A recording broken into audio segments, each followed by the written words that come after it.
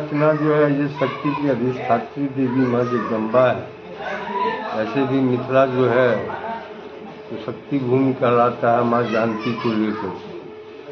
और हमारे यहाँ सीवी पट्टी में जो है 1905 ईस्वी मेरे दादाजी के दादाजी ही इसकी शुरुआत यहाँ किए थे।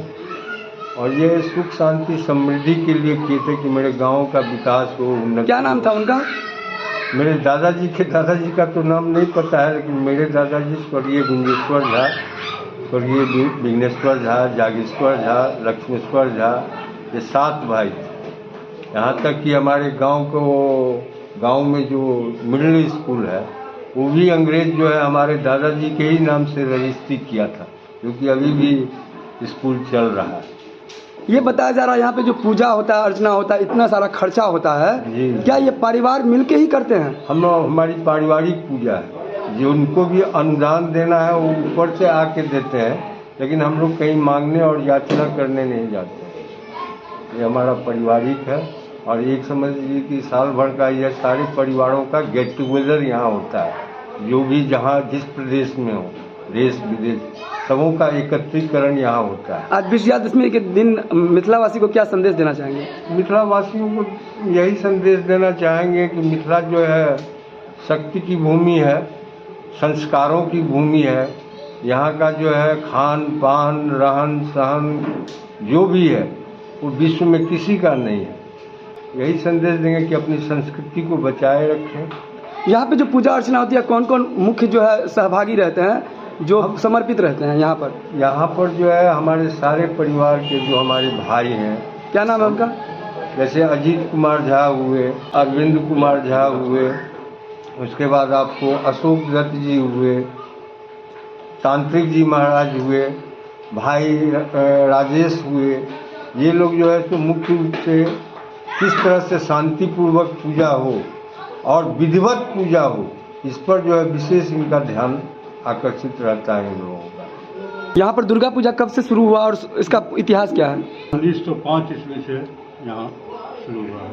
पूजा अर्चना 1905 ईस्वी से हो रहा है और तब से ये पारिवारिक पूजा रहा है और सब लोग मिलजुल के पूजा करते हैं। ये एक पारिवारिक पूजा है। नवमी के दिन यहाँ पे परंपरा रही है कि हम लोग बहुत सारे कुमार बटू को खिलाते हैं।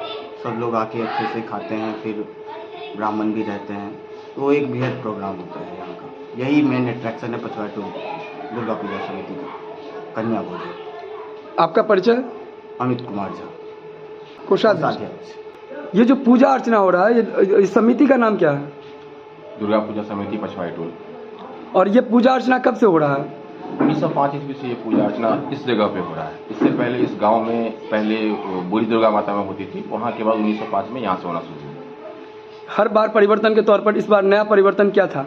इस बार पंडाल और सजावट पे बृहद आयोजन किया गया, खर्च बढ़ाई गई और कन्या भोजन तो हर साल की तरह होता ही रहा और धीरे धीरे कन्या भोजन हम लोग बृहद किए जा रहे हैं। कन्याओं की संख्या, बटुक की संख्या हम लोग बढ़ा रहे हैं। नवरात्रि में माँ के 9 अलग अलग स्वरूप की पूजा अर्चना हुई थी, क्या ये वैदिक परंपरा से था? हाँ, यहाँ की पूजा वैदिक परंपरा से होती है। और खास क्या था यहाँ पे कार्यकर्ता के रूप में और कौन कौन थे?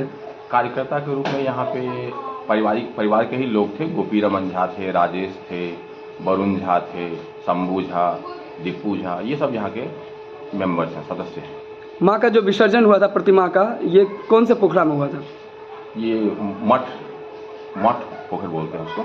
यहाँ पे विसर्जन क्रम में क्या आप ही के जो यहाँ पे मंदिर परिसर में जो प्रतिमा था उन्हीं का विसर्जन हुआ था और भी?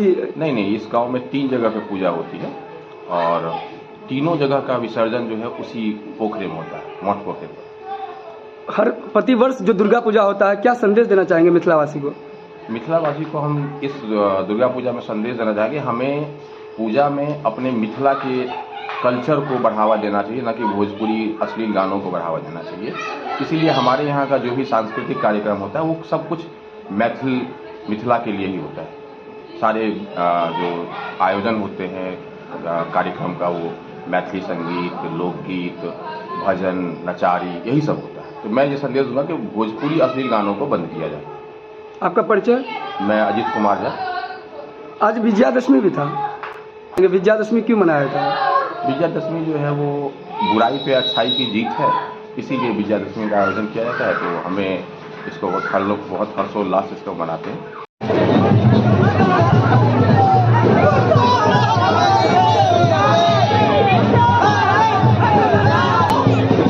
शारदीय नवरात्रि के 9 दिनों के पूजा अर्चना के बाद हिंदू मान्यता के अनुसार आप देख सकते हैं यहाँ पर 10वां दिन है। 9 अलग अलग स्वरूप की पूजा अर्चना हो रही है, विसर्जन हो रहा है। क्या कहना चाहेंगे जो विसर्जन जो होता है इसके पीछे क्या ऐतिहासिक महत्व है?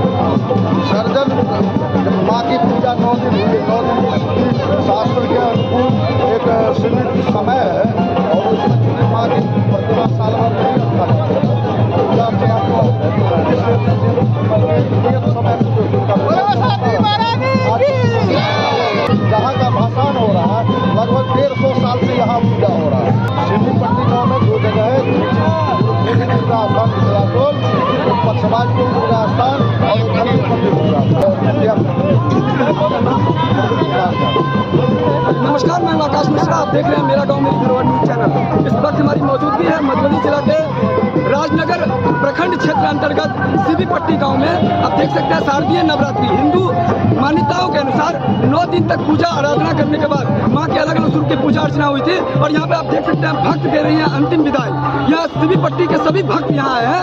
बताया जा रहा है इसी जलाशय में 3 जगह से यहाँ प्रतिमा का विसर्जन होने वाला है। आप देख सकते हैं माँ सरस्वती का विसर्जन यहाँ पे हो रहा है और इससे बताया जा रहा है कि बड़े ही धूमधाम के साथ यहाँ पे भक्त यहाँ पे विसर्जन कार्यक्रम में शरीक हुए हैं और माँ बहन सभी लोग यहाँ पे आए हैं। यहाँ पे देख सकते हैं हजारों की संख्या में जो भक्त यहाँ पे आए हुए हैं और इसमें माँ सरस्वती का आशीर्वाद बताया जा रहा है। मैया आशीर्वाद देंगे और आशीर्वाद देते हुए इनका जो है विसर्जन किया जा रहा है। आज ही के दिन को विजयादशमी भी कहा जाता है। बताया था भगवान श्री रामचंद्र जी 9 दिन तक देवी माँ यही शक्ति स्वरूपा की पूजा आराधना किए थे और 10वीं दिन रावण को वध किया था।